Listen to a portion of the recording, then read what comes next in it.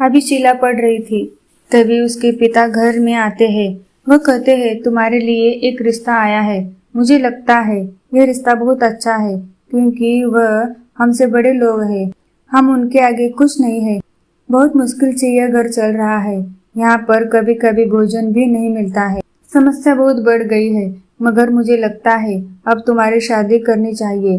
शीला कहती है, आप जानते हैं मैं अभी पढ़ रही हूँ, मुझे विवाह नहीं करनी है। मगर शीला के माता पिता सोचते हैं, जब अच्छा रिश्ता आ गया है तो हमें कुछ नहीं सोचना है। शीला के पिता कहते हैं, मुझे नहीं लग रहा था यह रिश्ता आ सकता है, मगर तुम्हारी मेहनत देखकर कॉलेज के प्रिंसिपल ने अपने लड़के के लिए यह रिश्ता मांगा है। अब तुम कह रही हो कि तुम्हें विवाह नहीं करनी है।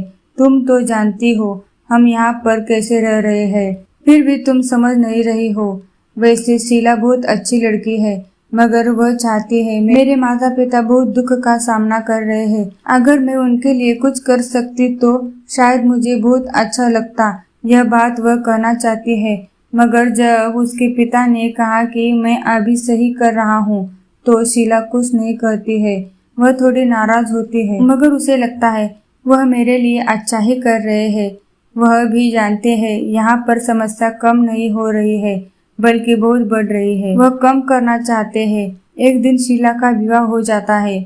जब उसका विवाह हो जाता है, वह अपने माता पिता को बहुत याद करती है, क्योंकि उसे पता है उसके माता पिता ने बहुत दुख का सामना किया है।